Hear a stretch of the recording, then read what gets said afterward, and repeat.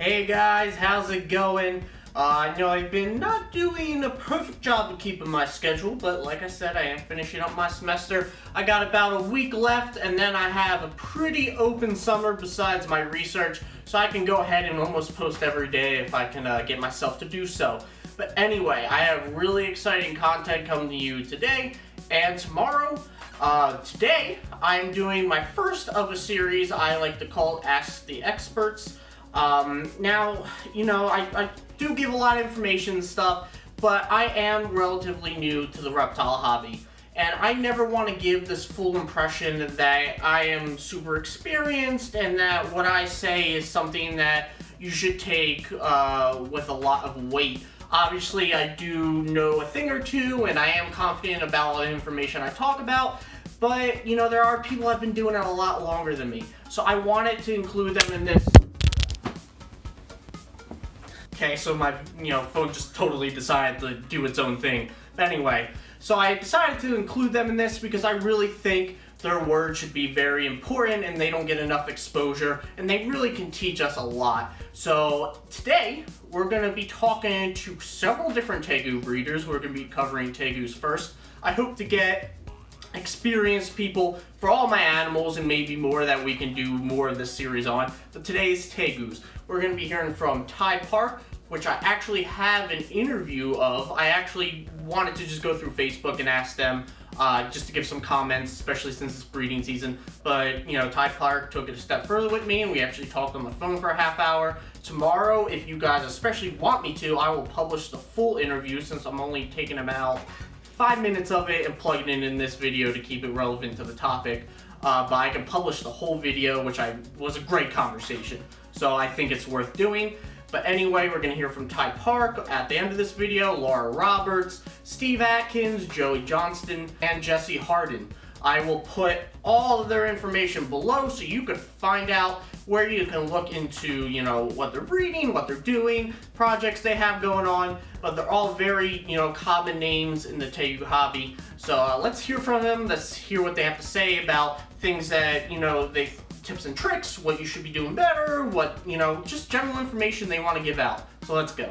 Real quick, guys, before I continue, make sure to check that lower right-hand corner, hit the subscribe button, and hit that bell notification so you know when I post more updates. Okay, first person I'm going to read comments from is Steve Atkins. First thing we sort of talked about is just like things to consider if you're wanting a Tegu or getting a Tegu.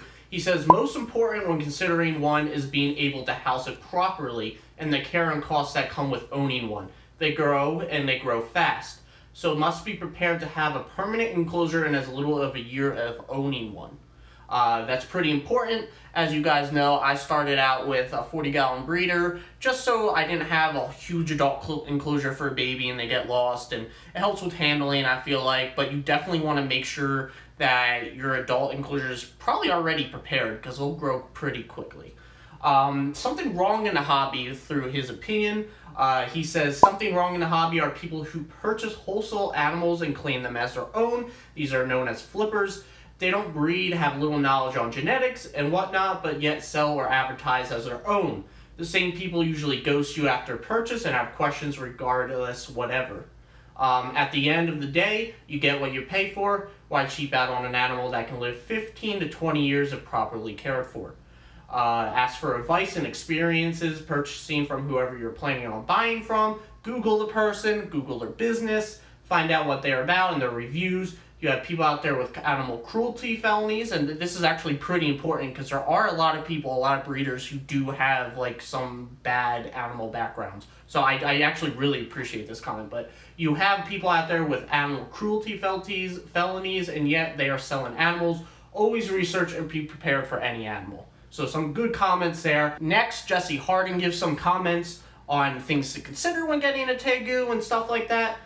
He says the size and area Tegus requires and the lifelong companion factor is something very important to consider when getting a Tegu. Tegus are a great starter lizard and they're fun for all. They are expensive, but they can be cheap if you do it right. That's very important. You can find cheaper ways to take care of them. So they do require a lot of care, but there are ways to save some money. Size is a big limiting factor. You need a large enclosure. And that's very important. I really love to house my Tegu outside. Unfortunately, I can't do it in my current situation, but I definitely recommend doing that and giving them as big of a space as possible if you can. Next, we're going to read some comments from Joey Johnston. He also has a YouTube channel that is really good. I'll plug that below. Speaking of saving some money, he has some really good tips and videos on how to save some money for Tegu, so check the description. But anyway, he says, most important thing when considering a Tegu, purchase from a breeder, especially if you're new to reptiles. The lifelong support and guidance on their care is priceless. I said this in a past video. Always, if you can, try to get from a breeder. They are very passionate. They give advice to people who don't even buy from them. They're not in it just for the money. Obviously, you know, that's a big part of it, and you should look to support them because they're, you know, without them, you just don't have the knowledge and the background and the care that you have today. So definitely support them, but they're not there just for the money. They're there because of the passion. Anyway, tips and tricks for new owners. He says, handle your Tegu frequently and don't always have to wait for them to come to you. It will not be overly traumatic for your new Tegu to come to be forcefully handled when pulled out of their enclosure until they calm down. I see it so often, people waiting for the new Tegu to come to them, and a year later they have an adult Tegu that is aggressive. Also, a little trick with this is if your Tegu is aggressive in the cage and you want them to get used to you handling them, it helps to get them out in the morning before the lights are on. That way they are a bit cooler and don't have the energy to fight or flight.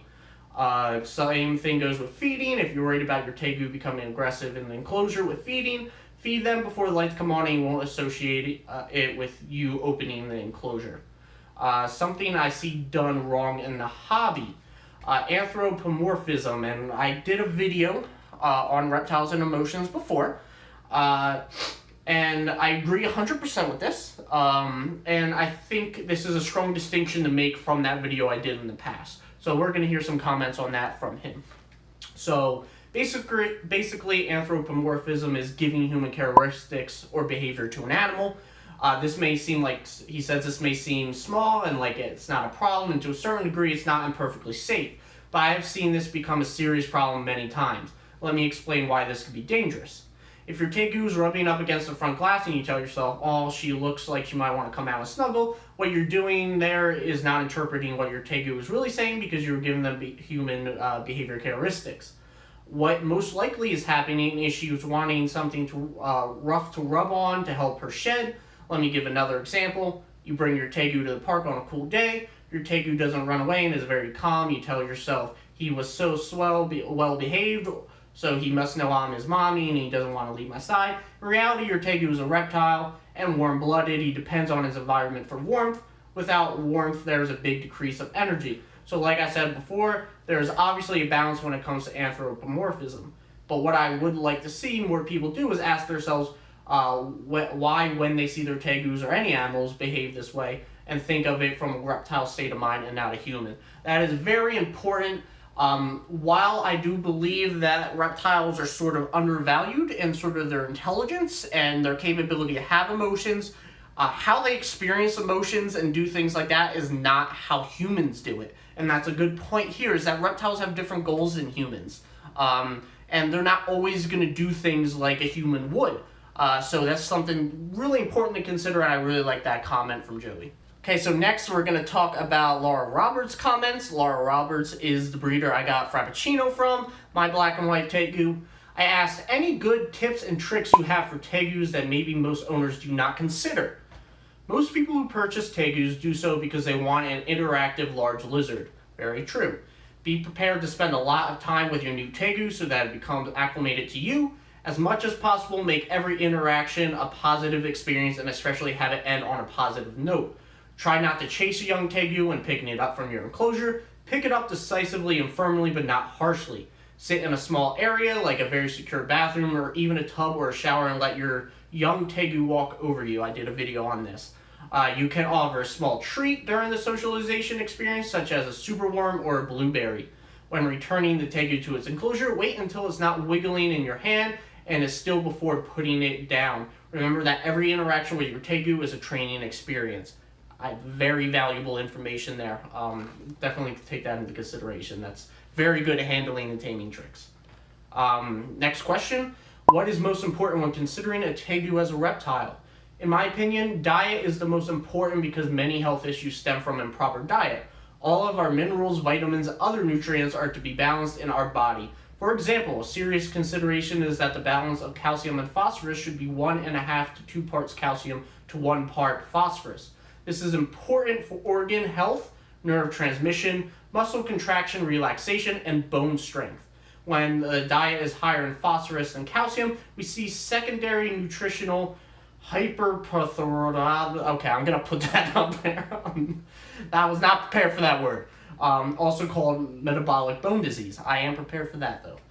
Take the time to learn about the diet of Tegus. Part of keeping exotics is doing the research necessary to ensure their health. Next question. What is something you see done wrong in the hobby that people should know about? Obesity is a big problem with Tegus, no pun intended.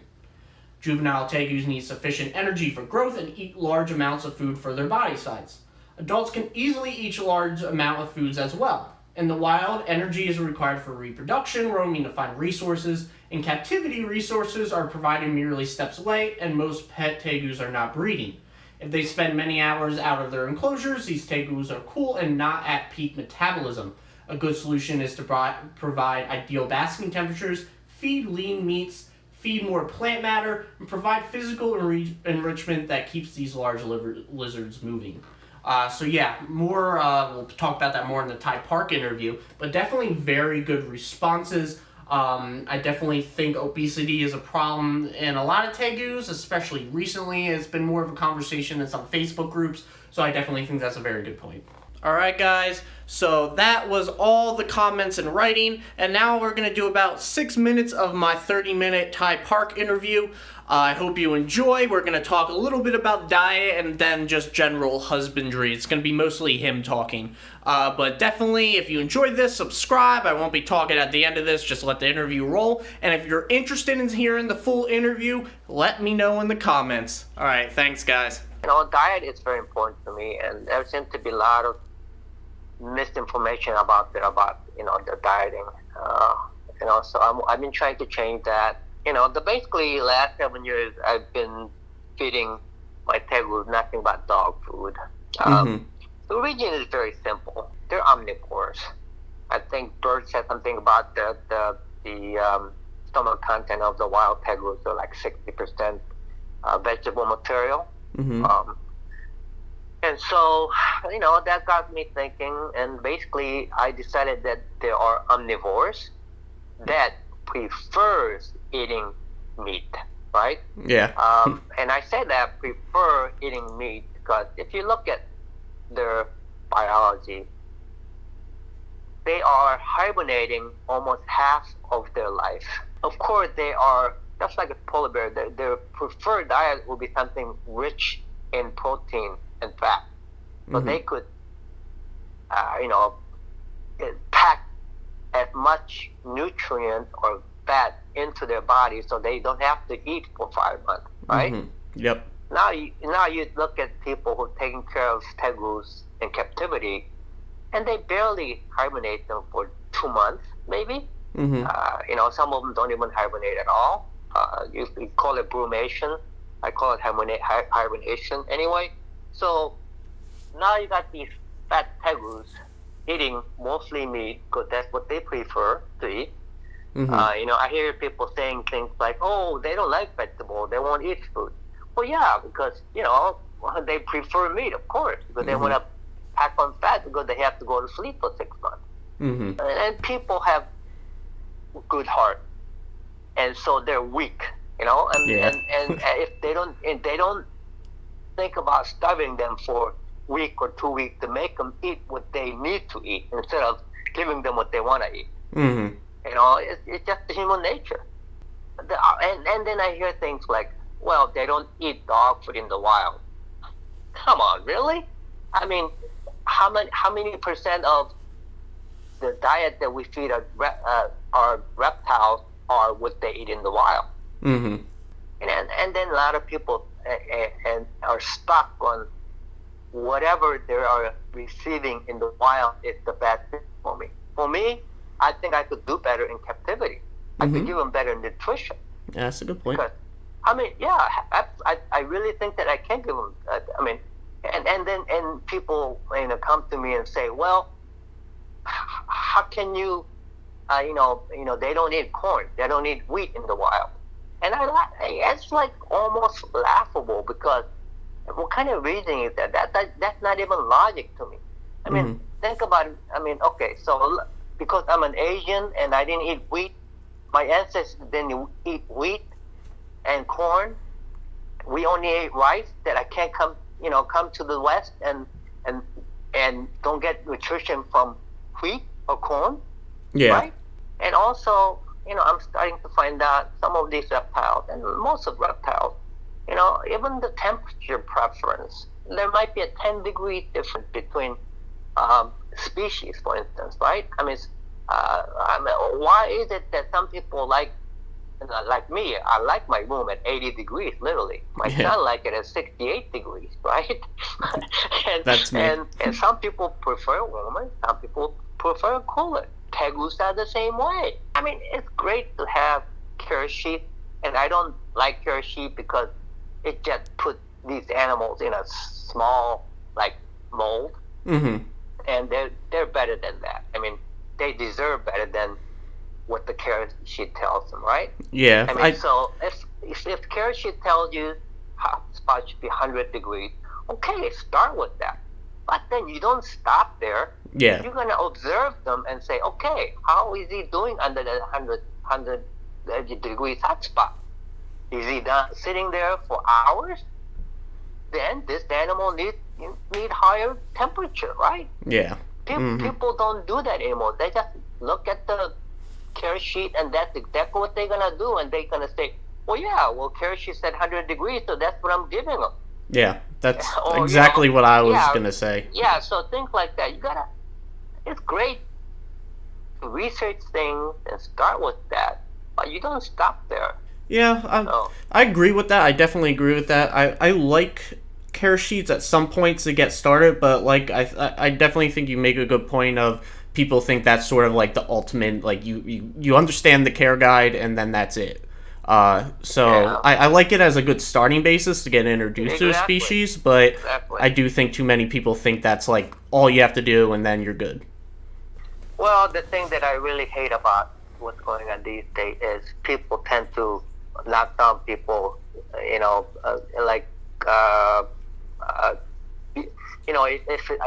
if it's something that they don't agree on, they come on, like Facebook or whatever, and kind of, that's bad things about them just because they're not doing it the way they're doing it. Yeah, and make it personal. It's okay. There's so many different ways to keep, for instance, iguanas or tegus, right? Mm-hmm. That's because this person isn't doing it exactly your way. That doesn't mean the way the other person is doing it is the wrong way.